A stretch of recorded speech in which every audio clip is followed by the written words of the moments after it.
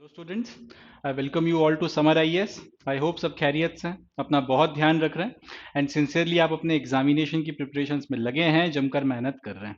तो आज के सेशन में हम लोग 25 अगस्त 2023 का जो द हिंदू न्यूज़पेपर है उसके इंपॉर्टेंट करंट अफेयर्स डिस्कस करेंगे for UPSC civil services 2024 as well as जो दूसरे अपकमिंग स्टेट पीएससी के एग्जामिनेशंस हैं उनके लिए। ना सिर्फ हम लोग करंट अफेयर्स को डिस्कस करेंगे, साथ ही साथ हम लोग ये भी देखेंगे कि इसमें से अगर क्वेश्चंस आ सकते हैं तो प्रीलिम्स में किस तरीके के एमसीक्यूज यहाँ से पूछे जा सकते हैं, किस तरीके के एमसीक्यूज यहाँ से बन सकते हैं, एज वेल एज अगर मेंस में यहाँ से कोई क्वेश्चन आता है या फिर आंसर राइटिंग में अगर आपको इस डाटा का इस्तेमाल करना है तो किस तरीके से कर सकते हैं, एंड GS1 GS2 GS3 में से किस पेपर में आप इस डाटा का इस्तेमाल कर सकते हैं। काफ़ी कुछ है सीखने के लिए, काफ़ी कुछ है जानने के लिए। And now without any further ado, here we begin. शुरू करते हैं 25 अगस्त 2023 के द हिंदू न्यूज़पेपर के इंपॉर्टेंट करंट अफेयर्स। चलें देखते हैं इसे। चलें पहली न्यूज़ देखते हैं। In a landmark decision, members of BRICS declared expansion of the grouping by welcoming 6 new countries into fold। मतलब ये कि जो ब्रिक्स की ग्रुपिंग है उसने एक बड़ा डिसीजन लिया और उन्होंने ये फैसला किया है कि वो अपनी ग्रुपिंग को एक्सपैंड करेंगे और इसमें और ज्यादा लोगों को शामिल करेंगे। ब्रिक्स में कौन कौन आता है? ब्रिक्स में ब्राजील आता है, रशिया आता है, इंडिया आता है, चाइना आता है और साउथ अफ्रीका आता है।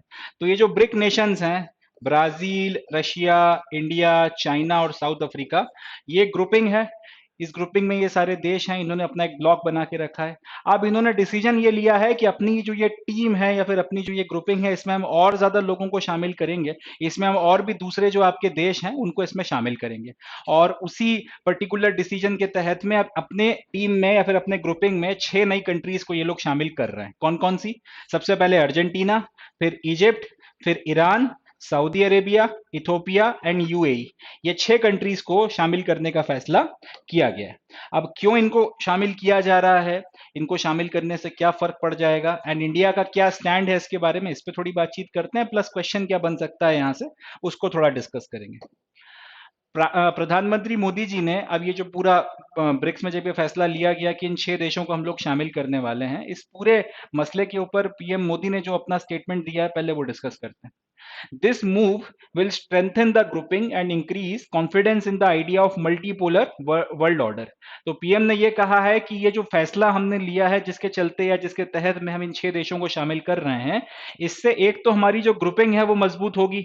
ये देश जब हम लोगों से आकर जुड़ेंगे, ब्रिक्स का जो समूह है उसमें जब ये आकर जुड़ेंगे तो इससे ये ज्यादा मजबूत होगा, ये हमारी जो स्ट्रेंथ है वो बढ़ेगी। दूसरी जो बात इन्होंने कही है वो बड़ी इंटरेस्टिंग है। इनका कहना यह है कि इसी के साथ साथ लोग या फिर दुनिया का कॉन्फिडेंस मल्टीपोलर वर्ल्ड ऑर्डर के ऊपर बढ़ेगा। बहुत इंपॉर्टेंट पॉइंट है, ध्यान से सुनिएगा। मल्टीपोलर वर्ल्ड ऑर्डर, थोड़ा सा मैं ये आपको एक्सप्लेन कर देता हूं। वर्ल्ड वॉर टू के बाद में हुआ क्या? वर्ल्ड वॉर टू जब 1945 में खत्म हुआ, उसके बाद में दुनिया बेसिकली दो धड़ों में बढ़ गई थी या दो खेमों में बढ़ गई थी। एक यूनाइटेड स्टेट्स ऑफ, एक खेमा जो था उसका उसका जो मुखिया था वो यूनाइटेड स्टेट्स ऑफ अमेरिका था, और दूसरा जो खेमा था उसका मुखिया सोवियत संघ या फिर सोवियत यूनियन हुआ करता था।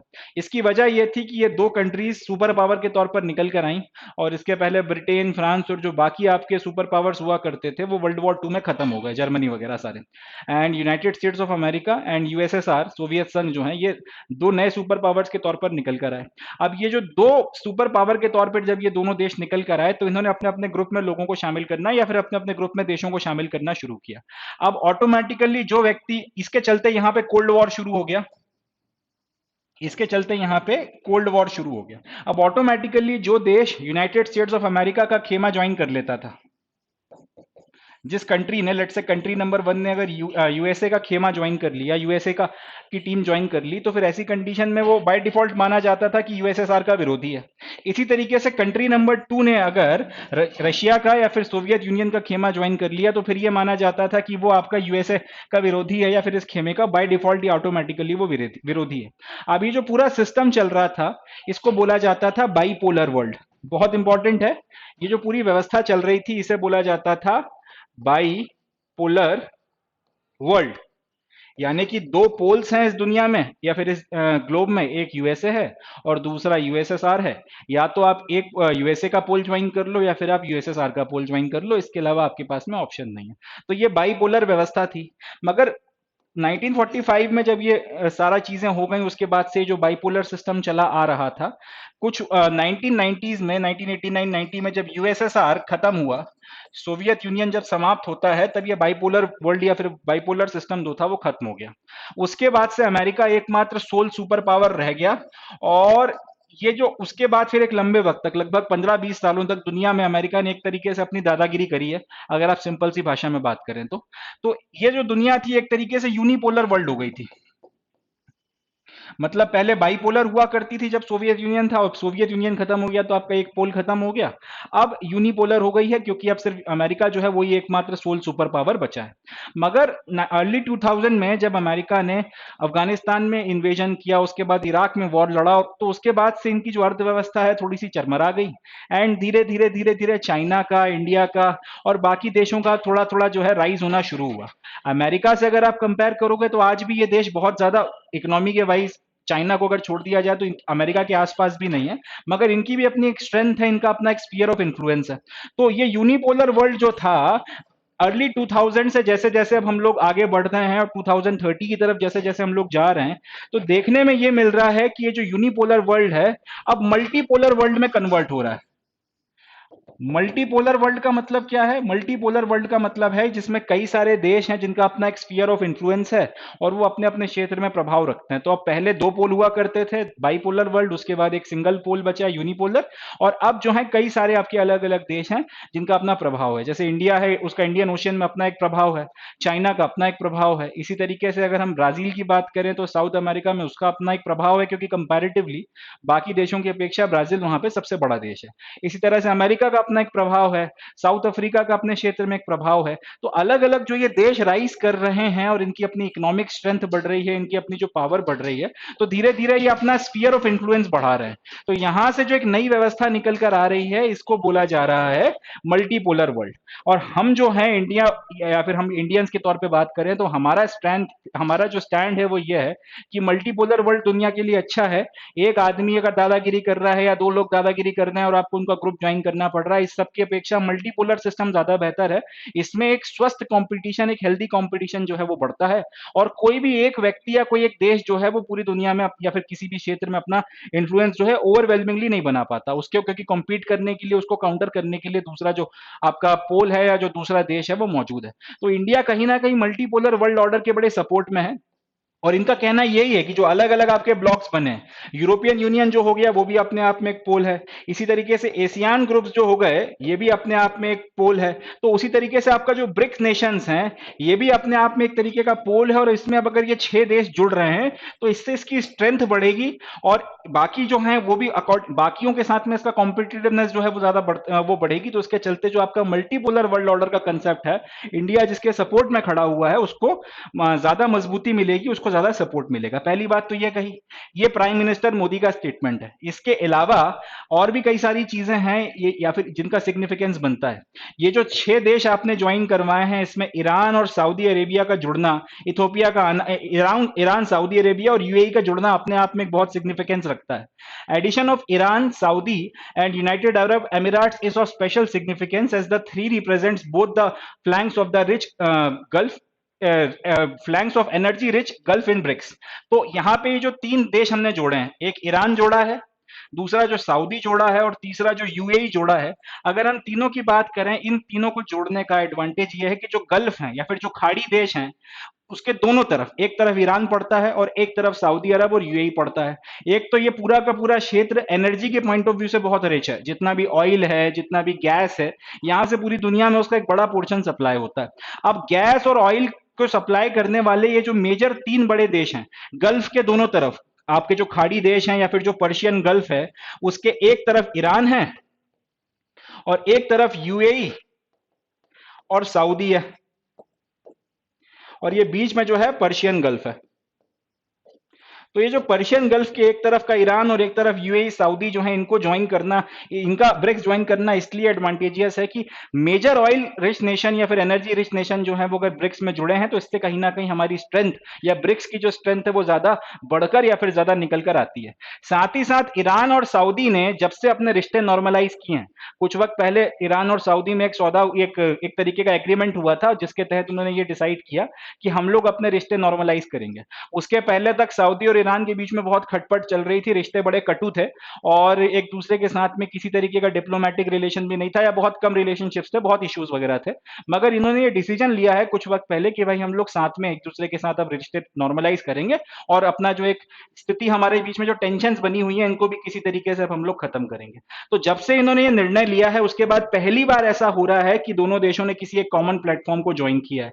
ये अपने आप में बहुत ज्यादा सिग्निफिकेंस है और कहीं ना कहीं ये बदलते हुए world order, changing world order की तरफ एक इंडिकेशन है जिसमें अमेरिका का प्रभाव या अमेरिका का जो प्रभुत्व है वो धीरे धीरे कम हो रहा है। इंडिया चाइना का प्रभुत्व कहीं ना कहीं धीरे धीरे बढ़ रहा है। ये एक इंडिकेशन भी जो है आपको यहां से देखने को मिलता है। बदलते हुए जो वैश्विक समीकरण है उसके बारे में भी ये कहीं ना कहीं एक बहुत बड़ा इंडिकेशन है कि ऐसे दो देश जो एक दूसरे को फूटी आंख नहीं देखते थे कुछ वक्त पहले, रिश्ते नॉर्मलाइज करते हैं और उसके बाद में ब्रिक्स जैसे एक फोरम को कॉमनली ज्वाइन कर लेते हैं। तो ये अपने आप में काफी सारी बातें कहता है बिना कुछ कहे।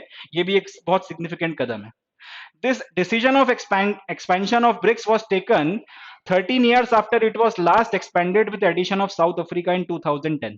तो ऐसा भी नहीं है कि इसके पहले ब्रिक्स का एक्सपेंशन नहीं हुआ था। इसके पहले ब्रिक्स का एक्सपेंशन 2010 में हुआ था जब इसमें साउथ अफ्रीका को ऐड किया गया था और उसके बाद अब 13 साल बाद ये निर्णय लिया गया और इस निर्णय में फिर इन 6 देशों को भी जो है इसमें ऐड किया गया है। ओरिजिनली जब ब्रिक की शुरुआत हुई थी तब ब्रिक्स भी नहीं होता था, तब ये सिर्फ ब्रिक होता था, BRIC, जिसको हम लोग ईट भी बोल सकते हैं हिंदी में। तो ओरिजिनली जो है ये ब्रिक हुआ करता था जिसमें ब्राजील था, रशिया था, इंडिया था और चाइना था।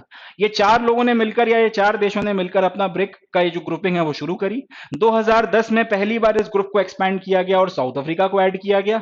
साउथ अफ्रीका को ऐड करने के बाद से फिर ये ग्रुप ब्रिक की जगह ब्रिक्स बन गया और अब 13 साल के बाद में इसको इस तरीके से जो है फिर से एक्सपैंड किया जा रहा है। अब क्वेश्चन ये भी उठेगा कि जब ब्रिक बनाया गया था और ओरिजिनली इन 4 देशों ने ये डिसाइड किया कि हम लोग ब्रिक बनाएंगे, तो इसके पीछे का लॉजिक क्या था, इसके पीछे का थॉट प्रोसेस क्या था? तो brick was envision as a global level outfit of major economies that are playing an increasingly important role in the post cold war world order। तो ब्रिक को कैसे इमेजिन किया गया था कि जो मेजर इकोनॉमीज हैं जो धीरे धीरे अब उठ रही हैं या जो विकासशील है, डेवलप होती चली जा रही हैं, जो पावर गेन करती चली जा रही हैं और धीरे धीरे धीरे धीरे कोल्ड वॉर खत्म होने के बाद में जो ये नया वर्ल्ड ऑर्डर निकल कर आया, जिसमें पहले अमेरिका की एक दादागिरी चली 15-20 सालों तक और उसके बाद में चाइना का राइज हो रहा है, इंडिया का राइज हो रहा है और धीरे धीरे ये देश भी जो है शक्तिशाली हो रहे हैं। तो ये एक तरीके से उस वक्त हम लोग मल्टी पोलर वर्ल्ड ऑर्डर की तरफ जाने की शुरुआत में थे। तो उस वक्त इमेजिन ये किया गया कि ऐसे देश जो एक जमाने में बहुत पिछड़े हुए थे मगर अब विकासशील है, धीरे धीरे विकसित हो रहे हैं, धीरे धीरे इनकी पावर बढ़ रही है और जैसे जैसे इनकी पावर बढ़ रही है तो कोल्ड वॉर के बाद में जो एक के खत्म होने के बाद में जो ये वर्ल्ड ऑर्डर निकल कर आया है, इसमें जो ये एक इंक्रीजिंगली इंपॉर्टेंट रोल अदा कर रहे हैं, इन सारे देशों को साथ में लाया जाए। अगर ये अकेले अकेले अपने आप में एक इंपॉर्टेंट रोल अदा कर रहे हैं तो जब सब साथ में आ जाएंगे तो इनका कंबाइंड इंपॉर्टेंस जो है वो बढ़ जाएगा। क्योंकि रशिया अपने आप में देखिए एक इंपॉर्टेंट इकोनॉमी है। सोवियत यूनियन खत्म होने के बाद भी रशिया दुनिया का सबसे बड़ा देश है अगर आप एरिया के पॉइंट ऑफ व्यू से बात करो, एंड मिलिटरीली रशिया बहुत पावरफुल है, उनकी भी अपनी एक बहुत बढ़िया इकोनॉमी है, ज्यादा पॉपुलेशन नहीं है, उसके पॉइंट ऑफ व्यू से इकोनॉमी बहुत बढ़िया है। अब चाइना भी जो है उसका भी जिस तरीके से राइज हो रहा था और जिस तरीके से उसकी इकोनॉमी बूम पर थी, इंडिया भी उस वक्त में 8-9% पे ग्रो कर रहा था, तो हमारी भी इकोनॉमी धीरे धीरे बढ़ रही थी। तो कहीं ना कहीं जैसे जैसे अब देखा गया कि जैसे जैसे हमारी इकोनॉमीज बढ़ रही है, पावर बढ़ रही है, वैसे वैसे हमारे रोल बढ़ रहे हैं। तो लॉजिक या आइडिया यही था कि इन सबको साथ में लाओ। तो अगर ये अकेले 2% का या 5% का प्रभाव डालेंगे तो सब मिलने के बाद में हो सकता है 15% से 20%, 30%, बढ़ते बढ़ते 50% का प्रभाव डाल दें। इस थॉट प्रोसेस के साथ में इन सबको साथ में लाया गया। पहले ब्रिक हुआ करता था, फिर 2010 में ब्रिक्स किया गया, जब एक और देश जुड़ा और बाद में अब ये 6 देशों को जोड़कर आज ये ग्रुपिंग जो है अच्छी खासी मजबूती के साथ में अपने आप को एक्सपैंड कर रही है। तो ये सारी कुछ बातें हैं ब्रिक्स के बारे में जो अपने को पता होनी चाहिए। प्राइम मिनिस्टर ने अब यहाँ पर एक और चीज थी, ब्रिक्स का ये जो एक्सपेंशन वगैरह हुआ था, इसके अलावा ब्रिक्स और अफ्रीका का भी जो है एक समिट हुआ था, ब्रिक अफ्रीका आउटरीच प्रोग्राम के नाम से। ब्रिक्स और अफ्रीकन देशों के बीच में, जो भी ब्रिक्स का पार्ट नहीं है, इनका भी अपना एक सम्मेलन हुआ था। उसमें प्राइम मिनिस्टर मोदी ने जो ये पार्टिसिपेंट्स थे जिन्होंने ब्रिक्स को ज्वाइन किया है, प्लस दूसरे देश जिनको बुलाया गया था ब्रिक्स में एक मेंबर आपको इनवाइटी के तौर पर, उन लोगों से पीएम मोदी ने ये भी डिमांड करी या फिर ये भी अर्ज किया कि भाई आप दूसरे भी हमारे अलायंसेस हैं उनको भी ज्वाइन करिए। जैसे कि इंटरनेशनल सोलर अलायंस है, जिसमें हमारा जो नारा है वो वन सन वन वर्ल्ड और वन ग्रिड का है, इसको आप ज्वाइन करिए। इसी तरीके से डिजास्टर रिजिलियंट इंफ्रास्ट्रक्चर बनाने के लिए हमने कोलिशन बनाया है, उसको आप ज्वाइन करिए। वन अर्थ वन हेल्थ के नाम से हमने कोलिशन बनाया, उसको आप ज्वाइन करिए। बिग कैट अलायंस करके हमने आपका पूरा का पूरा आपका कोलिशन बनाया, इसको आप ज्वाइन करिए। And global centre for traditional medicine के नाम से हमने एक अलायंस बनाया है, आप इसको भी ज्वाइन करिए। ये सारे के सारे अलायंसेस भी ज्वाइन करिए, इसमें आप आके जुड़िए, इसका फायदा उठाइए और इनकी शक्ति को आप अपनी मेंबरशिप से बढ़ाइए या फिर इनमें जुड़कर इनकी जो पावर है उसको आप इंक्रीज करिए। तो ये सारी खबरें हैं आपका, ये सारी की सारी खबरें ब्रिक्स के बारे में है, ये हम लोगों ने डिस्कस कर ली। अब इसमें से क्वेश्चंस प्रीलिम्स के पॉइंट ऑफ व्यू से क्या क्या बन सकते हैं, मेंस के पॉइंट ऑफ व्यू से क्या क्या बन सकते हैं, उस पर थोड़ा हम लोग बातचीत करते हैं। मेंस के ऊपर यहां से अगर सवाल आया तो देखिए, मल्टीपोलर वर्ल्ड ऑर्डर के ऊपर अगर कोई भी क्वेश्चन आता है,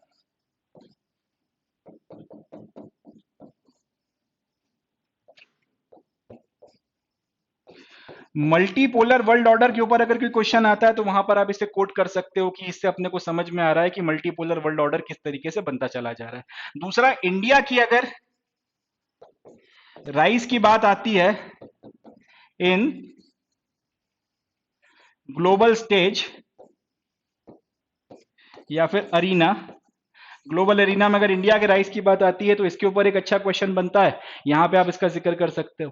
तीसरा ये कि ब्रिक्स जिस तरीके से उठ रहा है, आगे जाकर ये यूरोपियन यूनियन या फिर इस तरीके के जो दूसरे अलायंसेस हैं उनका अल्टरनेटिव बनकर निकल कर आ सकता है क्या? ग्लोबल साउथ का रिप्रेजेंटेशन ये कर सकता है क्या? इंडिया ग्लोबल साउथ के लीडर के तौर पर आगे बढ़ने के लिए ब्रिक्स का इस्तेमाल कैसे कर सकता है? वहां पर भी जो है इस डाटा को आप कोट कर सकते हो कि इन लोगों की कंबाइंड स्ट्रेंथ का फायदा हम उठा सकते हैं। तो ये एक क्वेश्चन मेंस के पॉइंट ऑफ व्यू से बनता है। अब प्रीलिम्स की अगर बात की जाए तो यहां से एक क्वेश्चन तो यही बन जाएगा कि भाई हाल फिलहाल में ब्रिक्स को इनमें से किन किन देशों ने ज्वाइन किया है। यूपीएससी में तो इस सवाल की आने की संभावना उतनी ज्यादा नहीं है, बट फिर भी आसान सवाल के रूप में पूछा जा सकता है। स्टेट पीएसटी में ये क्वेश्चन बहुत आसानी से आ सकता है एंड मुझे पूरा विश्वास है कि एक ना एक स्टेट पीएसटी में क्वेश्चन आने वाले महीनों में मिलेगा आपको। तो ये क्वेश्चन बन सकता है कि भाई इनमें से किन देशों ने जो है ब्रिक्स को ज्वाइन किया है। तो याद रखना है, Argentina, Egypt, Iran, Saudi Arabia, Ethiopia और यूएई, इन 6 देशों ने ज्वाइन किया है। एक क्वेश्चन ये बन सकता है कि क्या ब्रिक्स को पहली बार एक्सपेंड किया गया है? तो जवाब रहेगा नहीं, ये ब्रिक्स का दूसरा एक्सपेंशन है। पहला एक्सपेंशन 2010 में हुआ था जब साउथ अफ्रीका को ज्वाइन करवाया गया था। तीसरा क्वेश्चन जो यहां से बन सकता है कि ब्रिक्स ओरिजिनली जब बना था तो इसमें कितने मेंबर्स हुआ करते थे? तो इसका जवाब हो जाएगा 4 मेंबर हुआ करते थे, ब्राजील, रशिया, इंडिया और चाइना, और बाद में फिर साउथ अफ्रीका, और अब इन 6 देशों को ऐड किया गया। इतने क्वेश्चंस जो हैं प्रीलिम्स के पॉइंट ऑफ व्यू से बनेंगे। बाकी प्राइम मिनिस्टर मोदी ने मल्टीपोलर वर्ल्ड ऑर्डर की बात करी है। मल्टीपोलर वर्ल्ड ऑर्डर पे मानकर चलिए मेंस में 24 में या 25 में कुछ ना कुछ पूछा जाएगा, क्योंकि हम लोग बहुत स्ट्रेस दे रहे हैं इस बात पे, मल्टीपोलर वर्ल्ड ऑर्डर पे। बाकी उन्होंने अपने स्पीच में अफ्रीका के साथ जो आउटरीच प्रोग्राम की स्पीच थी ब्रिक्स की, उसमें कई सारे अलायंसेस का नाम लिया है। इंटरनेशनल सोलर अलायंस, इसके बारे में तो यूपीएससी पहले भी पूछ चुका है, आगे भी शायद इस पे क्वेश्चन आ सकता है, तो हमें इसको भी प्रिपेयर करना है। Coalition for disaster resilience infrastructure, इसको भी प्रिपेयर करना है। वन अर्थ वन हेल्थ, इसको भी आपने प्रिपेयर करना है और अच्छे से प्रिपेयर करना है। ये वाला जो बिग कैट अलायंस है, इसको तो मैंने बकायदा रेड कलर से इसीलिए लिखा है कि एक मुझे गट फीलिंग है इसके ऊपर क्वेश्चन बन सकता है। बिग कैट अलायंस के तहत, क्योंकि हम लोग भी अपने देश में चीते लेकर आए हैं, चीतों को हम लोग लेकर आए और उनको फिर से रीइंट्रोड्यूस करा रहे हैं, तो पूरा प्रोग्राम हम लेके चल रहे हैं, इसलिए ये भी एक इंपॉर्टेंट खबर बनती है, इसको भी अच्छे से प्रिपेयर करना है। एंड लास्ट में global centre for traditional medicine जो शुरू किया जा रहा है, इसको भी अपने को अच्छे से प्रिपेयर करना है, क्योंकि प्राइम मिनिस्टर ने इनका जिक्र किया है इंटरनेशनल लेवल पर और वो खुद इसको प्रमोट कर रहे हैं, तो यूपीएससी एक सवाल पूछ सकती है इनमें से किसी के ऊपर, अपने को इसका ध्यान रखना है। चलें, तो ये हो गया ब्रिक्स के बारे में। अब बढ़ते हैं अगली खबर की तरफ, देखते हैं इसे। Chandrayaan rover Pragyan rolled out from Vikram lander and took its first walk on moon.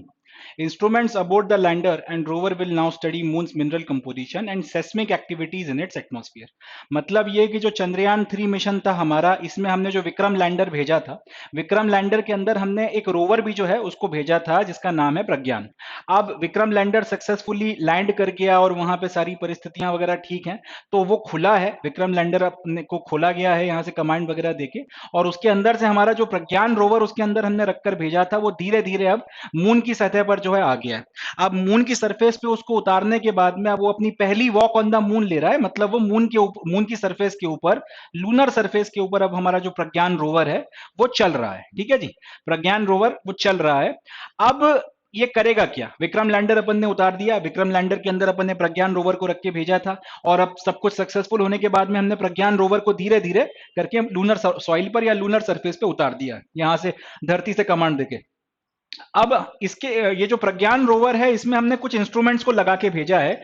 In instruments वगैरह की मदद से, और हमारा जो हमारा जो विक्रम लैंडर है इसमें भी कुछ इंस्ट्रूमेंट्स वगैरह लगे हुए हैं, उसकी मदद से अब ये रोवर जो है वो चांद की मिट्टी या चांद की जो जमीन है उसके मिनरल कंपोजिशन को स्टडी करेगा। वो ये देखेगा कि यहाँ पे कौन कौन से मिनरल्स हैं, किस किस कौन कौन सी जो मिनरल्स हैं वो ज्यादा मात्रा में है, कौन से मिनरल्स कम मात्रा में है, किस तरीके के मिनरल से मिलकर चांद की मिट्टी या लूनर सरफेस जो है वो बनी हुई है। एंड साथ ही साथ इसका जो एटमॉस्फेयर है, जो मून के आसपास का जो एटमॉस्फेयर है, लूनर सरफेस के जस्ट करीब में जो एटमॉस्फेयर है वो किस तरीके का है, वहां पे किस तरीके का कंपोजिशन है, कौन सी गैसेस कितनी मात्रा में आपको वहां देखने के लिए मिलती हैं, ऑक्सीजन है या नहीं है, अगर है तो कितना है, हाइड्रोजन, कार्बन डाइऑक्साइड, हीलियम, जो भी आपकी गैसेस वगैरह या जिनसे मिलकर एटमॉस्फेयर बनता है मून का, वो कौन सी गैस कितनी मात्रा में है, क्या कंपोजिशन है, ये सारी की सारी चीजें स्टडी की जाएंगी। अब क्वेश्चन ये उठता है कि ये सब कुछ स्टडी करने का लॉजिक क्या है, इससे फायदा क्या है? इसका एक जवाब है। देखिए, आपने ये लेट से लूनर सरफेस है,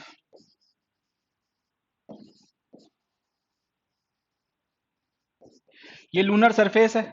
अब इसके ऊपर आपने अपना विक्रम लैंडर उतार दिया, विक्रम लैंडर से फिर प्रज्ञान रोवर जो है वो जमीन पर आ गया। अब प्रज्ञान रोवर जो है जमीन को स्टडी करके अगर ये बता देता है कि लूनर सॉइल किन चीजों से मिलकर बनी हुई है, इसमें कौन सा मिनरल या कौन सा एलिमेंट ज्यादा मात्रा में है, कौन सा मिनरल कम मात्रा में। जैसे कि धरती की बात की जाए तो हमें सबसे ज्यादा एबंडेंस में यहाँ पे एल्यूमिनियम मिलता है, आयरन वगैरह मिलता है। कोर की तरफ में अगर हम कोर में बात करें तो मोल्टन स्टेट में आयरन सबसे ज्यादा मात्रा में है। अगर आप क्रस्ट की बात करें तो उसमें एल्यूमिनियम काफी बड़ी मात्रा में मिलता है। तो हमको एक अर्थ की क्रस्ट के बारे में नॉलेज है, उसके बेसिस पर अब अर्थ की सरफेस पे कहाँ पे क्या एक्टिविटीज करना है उसमें एक बड़ा एडवांटेज मिलता है, बहुत फायदा मिलता है। इसी तरीके से अगर लूनर सॉइल के बारे में अपने को पता चल गया कि भाई इसमें ये एलिमेंट है, ये एलिमेंट है, ये है, ये सबसे ज्यादा है, ये थोड़ा कम है, ये बिल्कुल ही कम मात्रा में है, ये सब चीजें पता करने से होगा ये कि आगे फ्यूचर मिशंस में या अगर कभी भविष्य में हमने ये फैसला लिया कि भाई मून के ऊपर हमें कॉलोनीज बनानी है रहने के लिए, अगर कुछ आपको घर बनाने हैं या फिर स्पेस स्टेशन वगैरह बनाने हैं जहां से फिर हम लोग और आपके जो दूसरे प्लैनेट्स वगैरह हैं उसके लिए लॉन्च वगैरह किया करेंगे, तो वो जो घर वगैरह आप बनाओगे, वो जो भी कंस्ट्रक्शन वगैरह करोगे, उसमें एक अंडरस्टैंडिंग ये आपकी काम उसमें ये अंडरस्टैंडिंग आपकी काफी हेल्प करेगी। दूसरा, लूनर सॉइल के अलावा अगर आपने ये पता कर लिया, लूनर सॉइल के अलावा अगर आपने ये पता कर लिया कि लूनर एटमॉस्फेयर जो है,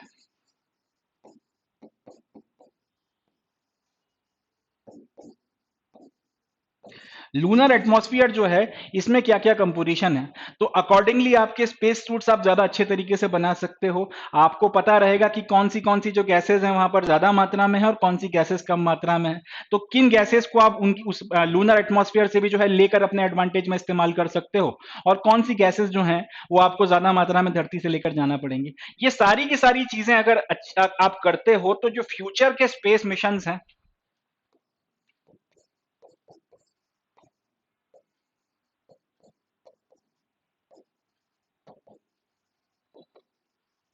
वो ज्यादा कॉस्ट इफेक्टिव होंगे, मतलब कम पैसों में हो जाया करेंगे और ज्यादा एफिशिएंट होंगे, उनकी एफिशिएंसी ज्यादा बेहतर होगी। प्लस चांद के ऊपर ह्यूमन कॉलोनीज बनाने की तरफ में ये एक मील का पत्थर साबित होगा। मैं ये नहीं कहता कि एक दिन में आने वाले 10 सालों में ये बात हो जाएगी, बट अगर कभी हमने चांद के ऊपर कॉलोनीज बसाई, ह्यूमन कॉलोनीज अगर बनके तैयार हुई, तो उसमें ये सारी की सारी स्टडी बहुत ज्यादा काम आएगी, बहुत ज्यादा हेल्पफुल साबित होने वाली है। तो इन सारी बातों के चलते ये जो पूरा का पूरा मिनरल्स का कंपोजिशन है और जो वहाँ की बाकी एटमॉस्फेयर की एक्टिविटीज हैं, जो वहाँ का जो सेस्मिक जो एक्टिविटीज चल रही हैं जमीन के ऊपर, इन सब चीजों को जो है स्टडी करना है। तो हमारा जो अब ये प्रज्ञान रोवर है, मिनरल कंपोजिशन को, सेस्मिक एक्टिविटीज को, और जो भी एटमॉस्फेयर वगैरह है वहां पे थोड़ा बहुत थिन एटमॉस्फेयर है, वो सारी चीजों को स्टडी करेगा। चलें आगे बढ़ते हैं। अब ये जो प्रज्ञान रोवर है, इसके बारे में थोड़ी सी इंफॉर्मेशन अपने को होना चाहिए। इसके ऊपर इसके स्पेसिफिकेशंस पर कुछ सवाल पूछे जा सकते हैं। Pragyan rover first to conduct in situ studies of lunar soil in moon's south polar region. तो पहला तो यह कि हमारा प्रज्ञान रोवर जो है वो पहला डिवाइस है जिसने इन सीटू यानी कि ऑन साइट स्टडीज कंडक्ट करी हैं मून का जो साउथ पोलर रीजन है उसकी लूनर सॉइल पे, यानी कि चांद की मिट्टी पे, चांद के साउथ पोलर रीजन में स्टडी कंडक्ट करने वाला पहला जो डिवाइस है, मानव मेड जो पहला डिवाइस है, वो हमारा प्रज्ञान रोवर है। इन सीटू का मतलब होता है जहां पर वो चीज है वहीं पर जाकर स्टडी करना। एक्स सीटू का मतलब होता है उस चीज में से कुछ सैंपल उठा के अपनी लैब में लेकर आ जाना और उसको फिर वहां पर स्टडी करना। तो हम लोग मून पे गए और वहीं पर सारी स्टडी कर रहे हैं, तो ये इन सीटू कंपोजिशन हो गया। इसका जो इन सीटू स्टडीज हो गई। अब ये जो इसका वेट है वो 26 किलोग्राम है और इसकी स्पीड जो है वो 1 सेंटीमीटर पर सेकेंड की रखी गई है और ये बहुत स्लोली स्लोली धीरे धीरे जो है मून की सरफेस के ऊपर मूव कर रहा है। एंड इसमें एक बात भी है कि इस पर लिमिट लगाई गई है कि ये हमारा जो विक्रम लैंडर है उससे मैक्स टू मैक्स 500 मीटर तक दूर दूर जा सकता है, उससे ज्यादा नहीं। यानी कि विक्रम लैंडर से ज्यादा ये आधा किलोमीटर तक का डिस्टेंस दूर जा सकता है, उससे ज्यादा नहीं। ये वजह रखने की, यानी कि इसको इस तरह से समझ सकते हैं कि अगर ये हमारा विक्रम लैंडर है और ये वहां पे मून की सरफेस पे उतरा हुआ है, तो प्रज्ञान रोवर जो है किसी भी तरफ चला जाए, किसी भी डायरेक्शन में चला जाए, मगर वो 500 मीटर से ज्यादा का डिस्टेंस दूर नहीं जा सकता विक्रम लैंडर से। उसको ये 500 मीटर का डिस्टेंस बना के रखना पड़ेगा। वो 501 मीटर नहीं जा सकता, 502 मीटर नहीं जा सकता।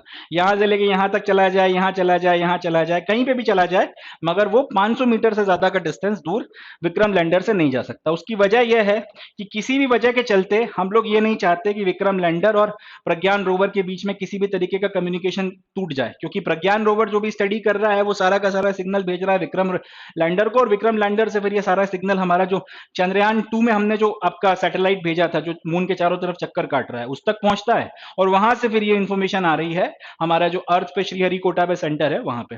तो हम नहीं चाहते कि किसी भी वजह से सिग्नल्स वगैरह जो है टूट जाए, इनके बीच का कम्युनिकेशन वगैरह किसी भी तरह से डिस्टर्ब हो।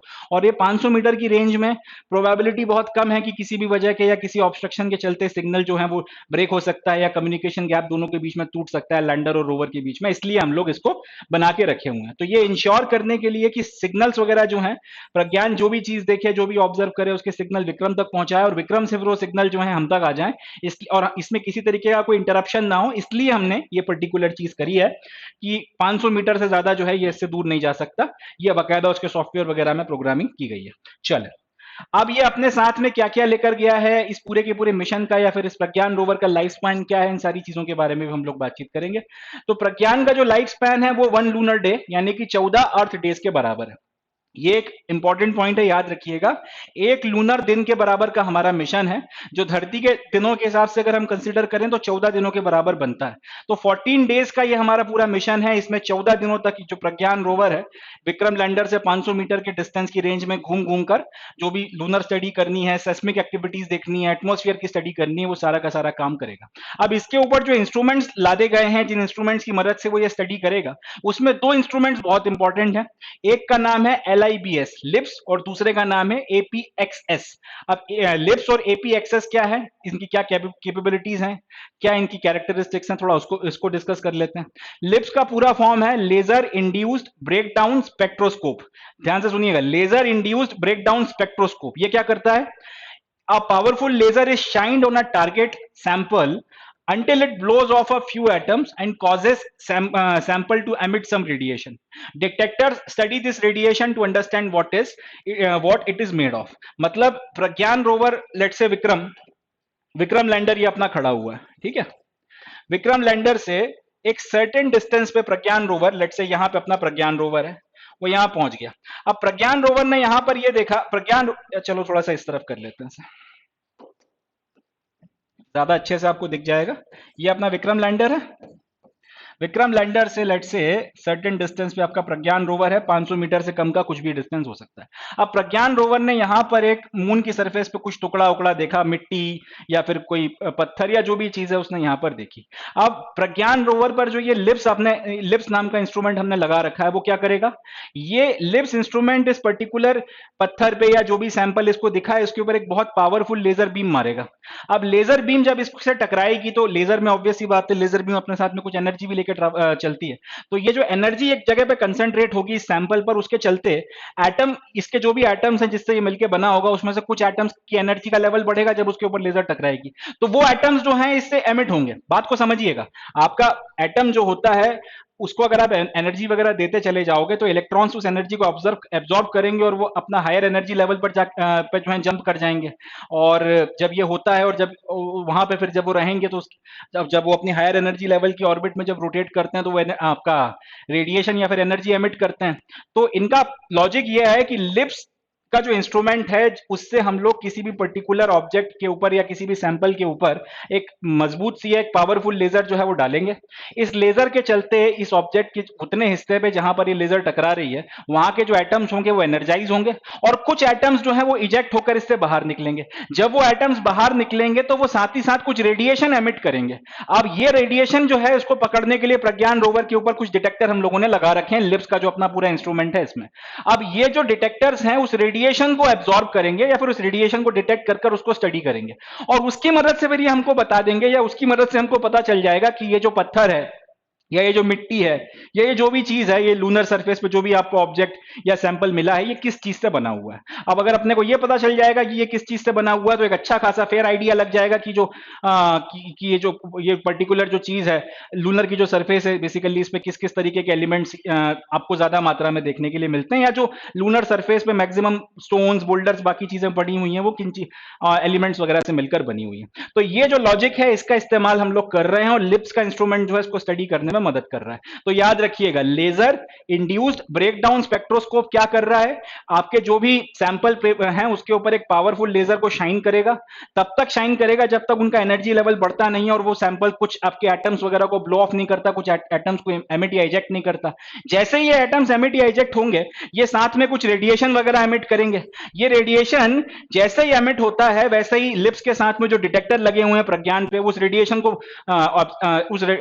को जो है डिटेक्ट कर लेंगे और फिर उस रेडिएशन को स्टडी करेंगे और उसकी मदद से अंडरस्टैंड करेंगे कि ये एटम्स जिस पर्टिकुलर आपका जो भी सैंपल से निकल कर आया है वो किस एलिमेंट से मिलकर बने हुए हैं। इससे फिर अपने को आइडिया लग जाएगा कि लूनर सरफेस के ऊपर जो भी चीजें हैं उसमें ज्यादातर कौन सा एलिमेंट जो है वो पाया जाता है और फिर इस स्टडी का इस्तेमाल फ्यूचर मिशन वगैरह में हम लोग कर सकते हैं।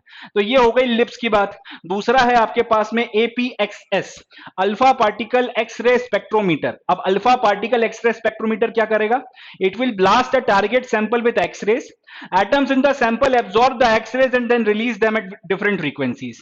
Based on these frequencies, scientists can say which element the sample contains. अब APXS यानी कि अल्फा पार्टिकल एक्सरे स्पेक्ट्रोमीटर, इसको भी आपने प्रज्ञान के ऊपर लोड कर रखा है। ये क्या कर रहा है, ये अब एक्सरेज जो है किसी पर्टिकुलर टारगेट के ऊपर मारेगा। अब जैसे ही ये किसी टारगेट के ऊपर आपका एक्सरे मारेगा तो वो जो टारगेट या फिर जो भी जिस भी चीज के ऊपर ये एक्सरे मारी गई हैं उसके एटम्स जो है इस एक्सरे की एनर्जी को एब्जॉर्ब कर लेंगे। अब जब वो इस एनर्जी को एब्जॉर्ब कर लेंगे तो जैसा मैंने आपको बताया एक एटम में जब आप एनर्जी देते हो तो एक इलेक्ट्रॉन लेट से उसको एनर्जाइज आपने कर दिया तो वो अपनी जो स्टेबल ऑर्बिट है उसको छोड़कर एक हायर एनर्जी की ऑर्बिट में चला जाता है और उसमें मूव करने लगता है। और जब वो मूव करता है तब वो साथ ही साथ अपनी इलेक्ट्रोमैग्नेटिक रेडिएशन एमिट करता है। एक्स्ट्रा एनर्जी जो उसको मिली है वो गिव अप कर देता है और जब सारी एनर्जी निकल जाती है तो अपने ओरिजिनल ऑर्बिटल में लौटकर वापस आ जाता है। तो जब आपने एक्सरे मारा है किसी पर्टिकुलर ऑर्बिट के किसी पर्टिकुलर सैंपल के ऊपर तो उसके एटम्स ने इस एक्सरे को एब्जॉर्ब कर इस एक्सरे की एनर्जी को एब्जॉर्ब कर लिया। एब्जॉर्ब करने के बाद में जब ये इस एनर्जी इसके चलते इसके जो अलग अलग एटम्स हैं वो अलग अलग लेवल इसके एटम्स के जो अलग अलग इलेक्ट्रॉन्स हैं वो अलग अलग एनर्जी के लेवल तक एनर्जाइज हो जाएंगे और अलग अलग आपके एनर्जी ऑर्बिटल में वो जंप करके चले जाएंगे और रोटेट करने लगेंगे। अब जब वो एनर्जी एमिट करेंगे तो वो एक ही फ्रीक्वेंसी की एनर्जी एमिट नहीं करेंगे, वो अलग अलग तरीके की फ्रीक्वेंसी एमिट करेंगे। अब ये जो अलग अलग तरीके की फ्रीक्वेंसीज एमिट होंगी इसको फिर जो है हमारे डिटेक्टर फिर से पकड़ेंगे और उसको स्टडी करके हम लोग बता सकते हैं कि ये जो सैंपल है जिसके ऊपर हमने एक्सरे मारा था ये किस चीज से मिलकर बना हुआ है। अब एक इंटरेस्टिंग बात है कि ये दो इंस्ट्रूमेंट लगाने की क्या जरूरत है? आप इसकी मदद से भी तो पता कर सकते थे, आप लिप्स की मदद से उस पे जो भी अपनी एनर्जी बीम मार रहे थे या लेजर बीम मार रहे थे उससे ही करवा लेते काम। ये अलग से लगवाने की क्या जरूरत थी? उसकी एक वजह है। वजह यह है, ये सरफेस है लूनर, ये प्रज्ञान रोवर है, ये सॉरी ये आपका विक्रम लैंडर है, ये प्रज्ञान रोवर है। एक कोई सैंपल है, उस सैंपल के ऊपर इसने लिप्स की मदद से एनर्जी मारी और उसमें से कुछ एटम्स वगैरह जो हैं वो इजेक्ट हुए और उनकी फिर जो भी रेडिएशंस वगैरह निकली उसको आपने लिप्स की मदद से स्टडी कर लिया। अब देखिए इंस्ट्रूमेंट तो इंस्ट्रूमेंट होता है, एरर का चांस रहता है, कई बार जो है गलती होने की संभावना रहती है। तो आपने जो है अनुमान लगा लिया उसकी मदद से कि भाई ये फलाने फलाने, ये जो रेडिएशन निकला है ये फलाना फलाना एलिमेंट है, इसके बेसिस पे हम लोग ये कंक्लूजन निकालते हैं कि फलाना फलाना एलिमेंट है। अब अगर इसको क्रॉस चेक नहीं किया जाए, अगर इसमें कहीं पे कुछ एरर हो, उस एटमॉस्फेयर के चलते अगर अपना इंस्ट्रूमेंट ठीक से काम नहीं कर रहा हो, रेडिएशन कमिट एमिट करने में कहीं कुछ गड़बड़ हो गई हो, तो क्या होगा? इसलिए एक बार क्रॉस चेक करने के लिए हम लोग एक काम करते हैं कि लिप्स की मदद से हमने पता कर लिया कि भाई इसमें एलिमेंट नंबर एक्स पड़ा हुआ है, लिप्स की मदद से स्टडी करके हमने देख लिया। क्रॉस चेक करने के लिए फिर हम लोगों ने एपी एक्सेस की मदद से उसके ऊपर एक्सरे मार के देख ली और उससे भी अगर कंफर्मेशन आ गया कि यार ये जो है एलिमेंट एक्स से मिलकर बना है, तब तो हमें दिक्कत नहीं है, तब तो हम कंफर्म हो जाएंगे कि ये एक्स एलिमेंट से बना है। बट अगर कहीं पे डिफरेंस आ रहा है तो हमको दो बातें पता चलेंगी, एक तो हमारा इंस्ट्रूमेंट जो है वहां पे वो ढंग से काम नहीं कर रहा बिकॉज ऑफ एटमॉस्फेयर, तो अगले मिशन में जो अब उस एटमॉस्फेयर को ध्यान में रखते हुए और अच्छा इंस्ट्रूमेंट बना के भेजेंगे जिसका असर ना पड़े। दूसरा ये कि फिर थोड़ा सा भले हमें जो है अपने एकदम से मतलब हम कम से कम हम लोग गुमराह नहीं होंगे। अब ये नहीं है कि हमें पता चल गया कि एलिमेंट एक्स से बना हुआ है और हम लोग एकदम मान के बैठ गए और पता चला कि वहां पे एलिमेंट एक्स नहीं था, वो एलिमेंट वाई था, इंस्ट्रूमेंट में कुछ दिक्कत आ गई थी या कोई भी वजह थी। तो क्रॉस चेक करने के लिए हमने ये किया है कि एक बार आप लिप्स की मदद से पता कर लो कि भाई कौन ये आपका रेडिएशन मार के या लेजर मार के देख लो, उससे पता चला कि एलिमेंट एक्स है। उसके बाद आप एक बार ए बी एक्सेस की मदद से देख लो तो उसकी मदद से पता चला कि एलिमेंट एक्स है, तो कंफर्म हो जाएगा कि एलिमेंट एक्स ही है और इतने इतने प्रोपोर्शन में है, इतनी इतनी मात्रा में है। ये कंफर्म हो जाएगा तो अपने को आगे के लिए जो डाटा है वो सही एकदम सटीक डाटा मिलेगा और अगले जो फ्यूचर मिशन है उसमें गलती होने की संभावना जो है कम हो जाएगी। तो इस तरीके से लिब्स का इस्तेमाल और एपी एक्सेस का इस्तेमाल कर हम लोग स्टडीज वगैरह जो है वहां पे कंडक्ट करवा रहे हैं और इसकी मदद से फिर अपना जो ये पूरा का पूरा मिशन है इसको हम लोग प्रज्ञान रोवर, ये जो 14 दिनों का या फिर एक 14 अर्थ डेज कह लीजिए या फिर एक लूनर डे कह लीजिए, इस मिशन को अपना वो कंप्लीट कर रहा है। अब यहाँ पे जो क्वेश्चंस बनेंगे वो क्या क्या बन सकते हैं? एक तो यही पूछा जा सकता है कि भाई प्रज्ञान जो है उसके बारे में कुछ बातें आपको ध्यान में रखनी है, उसका वेट इतना है, उसकी स्पीड इतनी है, उसकी जो रेंज है वो कितनी है। यूपीएससी हो सकता है 500 की जगह 1000 मीटर कर दे या हो सकता है 400 मीटर कर दे। इस तरीके से डाटा के साथ में वो ट्विस्ट करके आपको स्टेटमेंट दे सकते हैं। तो अपने को ये डाटा याद रखना है कि प्रज्ञान विक्रम से सिर्फ 500 मीटर तक जा सकता है, उससे ज्यादा नहीं। उसकी वजह क्या है वो अपन ने बता दी, उसकी स्पीड कितनी है, उसका वेट कितना है, ये अपने को याद रखना है। और ये पहला इन सीटू ऑपरेशन कर रहा है मून के लूनर सरफेस पे साउथ पोल के पास में। ये कुछ कैरेक्टरिस्टिक्स हैं जिसपे प्रीलिम्स में क्वेश्चन बन सकता है, मेंस में इसके ऊपर सवाल आने की संभावना कम है। एक लूनर दिन कितने अर्थ डेज के बराबर होता है, ये क्वेश्चन बन सकता है, पर ये यूपीएससी में शायद ही आए। ये आपका पीएससी वगैरह में जरूर पूछा जा सकता है कि एक लूनर डे कितने अर्थ डेज के बराबर होता है। पीएससी वगैरह एमपीपीएससी हो गई और बाकी जो आपकी यूपीपीसीएस और इस तरीके के जो दूसरे एग्जाम्स हैं उसमें ये जरूर आ सकता है। फिर ये पूछा जा सकता है कि लिब्स और एपी एक्सेस का क्या काम है, इसका फुल फॉर्म अपने को याद रखना है और लिप्स वाले क्या कर रहे हैं और एपी एक्सेस वाले क्या कर रहे हैं। हो सकता है यूपीएससी यहाँ पे चेंज कर दे कि लिप्स जो है वो एक्सरे मार रही है और एपी एक्सेस जो है वो आपका पावरफुल रेडिएशन मार रही है, और इस तरीके से पूछे कि ये स्टेटमेंट सही है या गलत है। तो अपने को ध्यान रखना है लिप्स जो है पावरफुल रेडिएशन मार रहा है और एपी एक्सेस क्या कर रहा है, वो एक एक्सरे वगैरह जो है एक्सरे रेज वगैरह मार के चेक कर रहा है। और दोनों को इसीलिए रखा गया है ताकि जो भी रिजल्ट उनको क्रॉस वेरीफाई करवाया जा सके और एरर की जो मार्जिन है उसको कम से कम किया जा सके। तो ये सारे क्वेश्चन यहां से बनकर तैयार होते हैं और मोस्ट प्रोबेबली यहां से क्वेश्चन अगर आएगा तो प्रीलिम्स में ही आएगा, मेंस में यहां से संभावना कम ही है आने की। या फिर मगर मेंस में आएगा तो यही पूछा जाएगा कि चंद्रयान 3 से फिर और क्या क्या जो है आपको फायदे मिल सकते हैं, आने वाली जनरेशन को क्या फायदा होगा। स्पेसिफिकेशंस वगैरह के ऊपर कोई क्वेश्चन आए इसकी संभावना कम से कम मेंस में कम है, प्रीलिम्स में यहाँ से संभावना जो है क्वेश्चन आने की ज्यादा है। चले आगे बढ़ते हैं नेक्स्ट न्यूज की तरफ, देखते हैं इसे। चले नेक्स्ट न्यूज की तरफ में बढ़ते हैं। ये खबर मेन आंसर राइटिंग में हमारे काफी काम आ सकती है। प्राइम मिनिस्टर मोदी ने अभी रिसेंटली एक स्पीच दी है, उसमें उन्होंने एमएसएमईज के बारे में बातचीत करी है ग्लोबल लेवल पर, micro small and medium enterprises के इंपॉर्टेंस, रेलेवेंस और उसमें क्या इंप्रूवमेंट ग्लोबल लेवल पर आना चाहिए उसके बारे में कुछ बात करी थी। तो उस पूरी स्पीच में से जो इंपॉर्टेंट पॉइंट्स हैं जो मेंस में हम आंसर राइटिंग में यूज कर सकते हैं उनको मैंने उस पर्टिकुलर स्पीच में से निकाला है और उसी को मैंने स्लाइड पे लिखा है, तो वो मैं आप लोगों के साथ में डिस्कस करूंगा। ये प्रीलिम्स के लिए तो ऐसा हमारे कुछ काम का नहीं है, या प्रीलिम्स में ये शायद हमारे काम ना है, बट मेंस आंसर राइटिंग, और मेंस आंसर राइटिंग में भी जो GS3 का हमारा पेपर है जिसमें इंडियन इकोनॉमी के बारे में बात करनी है, micro small and medium enterprises के बारे में अगर कोई क्वेश्चन आता है तो उसमें, इसके अलावा जो हम लोग इकोनॉमिक ट्रांसफॉर्मेशन में लगे हुए हैं, आत्मनिर्भर भारत की जो बात करते हैं, या फिर जो इंटरप्रेनरशिप हम लोग बढ़ाना चाहते हैं, हम चाहते हैं कि लोग बाग जो हैं थोड़ा सा अपना व्यापार या व्यवसाय खुद शुरू करें, ये सारी चीज़ों को के क्वेश्चंस में या जो बॉडी वगैरह हम बनाते हैं तो उसमें इनमें से कोई बात या तो हम एज इट इज कोट कर सकते हैं, या किसी तरीके से अपने शब्दों में इसमें जो बातें हम लोग अभी डिस्कस करेंगे उसका इस्तेमाल कर सकते हैं। तो स्पेसिफिकली ये न्यूज़ GS3 का जो हमारा पेपर है उसके लिए हमारे काफ़ी ज़्यादा काम आ सकती है। देख लेते हैं। Prime minister Modi on MSMEs एक स्पीच दी थी, उसमें ये जो बातें थी इंपॉर्टेंट इंपॉर्टेंट वो मैंने निकाल के लिख ली है।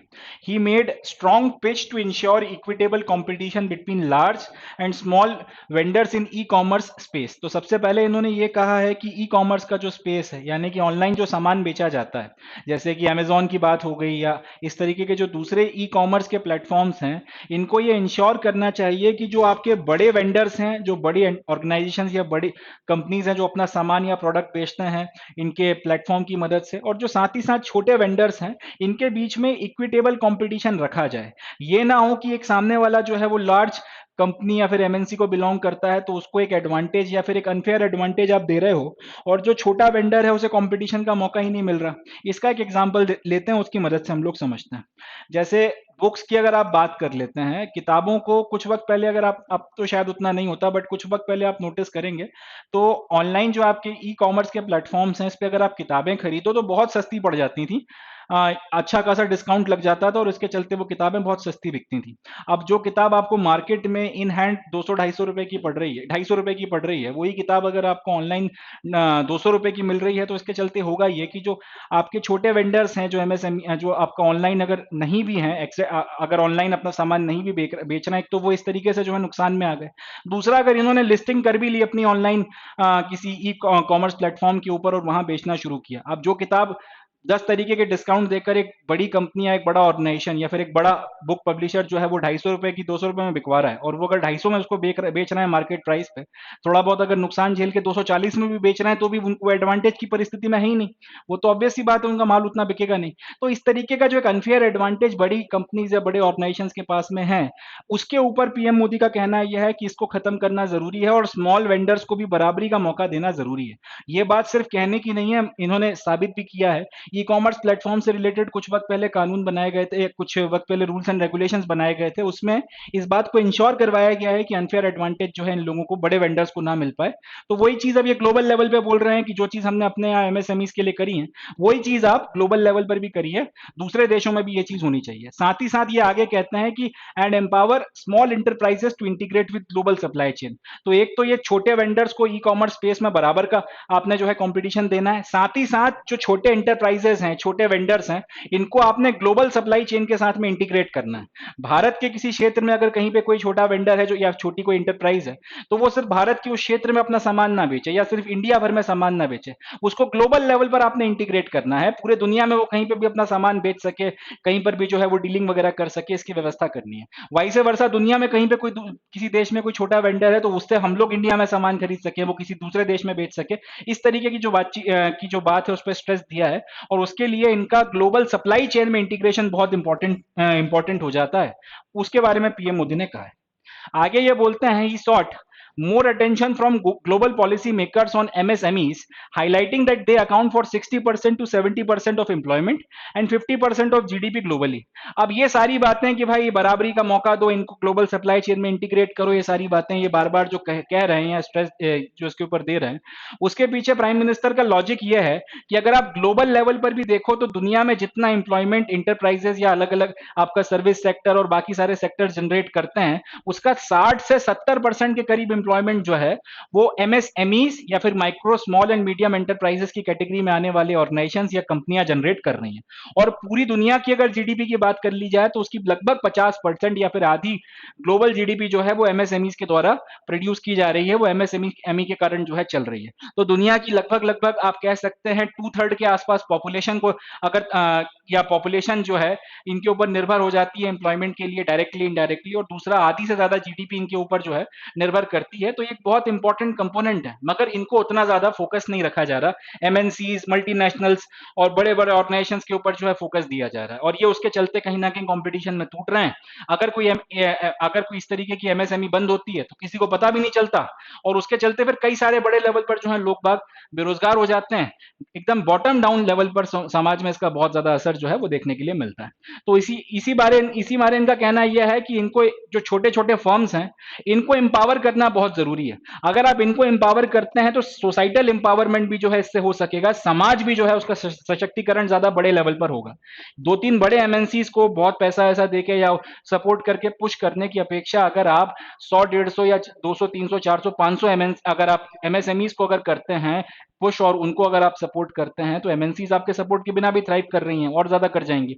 मगर अगर इनको सपोर्ट करते हैं तो, और अगर ये थ्राइव कर जाते हैं, तो इससे सिर्फ इनका प्रॉफिट बढ़ रहा है या फिर सिर्फ इनका कंट्रीब्यूशन बढ़ रहा है जीडीपी में, वही नहीं होने वाला। जो लोग इसमें लगे हुए हैं उनकी लाइफस्टाइल भी बदलेगी, उनकी स्थितियां भी ठीक होंगी, उनके बच्चे अच्छे स्कूल्स में जाएंगे, तो कहीं उनके जो डाइट वगैरह है उसमें जो उनका डाइट वगैरह है उसकी क्वालिटी इंप्रूव होगी। ये सारी चीजें होंगी तो समाज में एकदम top to bottom down level पर जहां पे एमएस का सबसे ज्यादा इंपैक्ट है वहां पे आपको अच्छा असर देखने के लिए मिलेगा।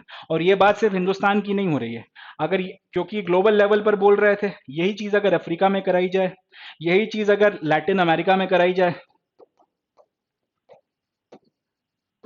यही चीज अगर मिडिल ईस्ट में कराई जाए जहां पे अभी वॉर वगैरह की स्थितियां बनी हुई हैं, और यही चीज अगर एशिया में स्पेसिफिकली इंडिया और साउथ ईस्ट एशिया में करवाई जाए, तो इसके चलते उनका यह भी कहना है कि अगर परिस्थितियां यहाँ ठीक होती हैं तो जो वेस्ट की तरफ में माइग्रेशन बड़े लेवल पर हो रहा है, भर भर के जो रेफ्यूजीज किसी भी तरीके से यूरोप में घुसने की कोशिश कर रहे हैं, ये भी फिर नहीं आएंगे, तो वेस्ट के ऊपर भी अपने आप जो ये रिफ्यूजी क्राइसिस का प्रेशर बन रहा है कहीं ना कहीं वो कम हो सकता है। तो इस तरीके से आप रेफ्यूजीज का जो इशू है उसके साथ में भी एमएसएमई को जोड़ सकते हैं और आंसर राइटिंग में इसका इस्तेमाल कर सकते हैं।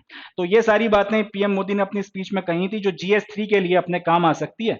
बाकी जैसे जैसे आप प्रैक्टिस करते जाओगे आपकी इमेजिनेशन है कि इस डाटा को आप किस तरह से अपने आंसर के साथ में जोड़ सकते हो और इफेक्टिव डाटा बना सकते हो। बाकी ये डाटा जो है कि 60-70% एम्प्लॉयमेंट एंड 50% जीडीपी, इसका आप इस्तेमाल करो, इसका अच्छा प्रभाव पड़ेगा एंड आपका एक इफेक्टिव या बढ़िया आंसर निकल कर आएगा। So that's it from news number 3। अब आगे बढ़ते हैं। So with this we come to end of today's session. आज के सेशन में इतना ही। मुझे उम्मीद है कि आपने सेशन को एंजॉय किया होगा, आपको सेशन अच्छा लगा होगा, फ्रूटफुल लगा होगा। तो ये सेशन यहीं पर समाप्त करते हैं। मिलता हूं मैं अब आपसे नेक्स्ट सेशन में, जिसमें हम लोग 26 अगस्त 2023 के जो इंपॉर्टेंट करंट अफेयर्स हैं द हिंदू न्यूज़पेपर के, उनको डिस्कस करेंगे। तब तक के लिए अपना ध्यान रखें, खुश रहें, पॉजिटिव रहें।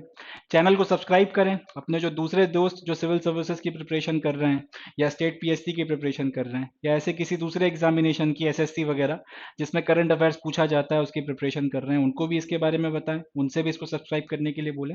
एंड जुड़े रहें समर आईएएस के साथ, मेहनत करते रहें, आगे बढ़ते रहें एंड बिल्कुल भी डीमोटिवेट ना हो, बिल्कुल भी अपने ऊपर डाउट ना करें, बस चलते रहें और अपना कर्म करते रहें, क्योंकि समर शेष है, the war is yet not over. Thank you. जय हिंद। मिलता हूं आपसे नेक्स्ट सेशन में।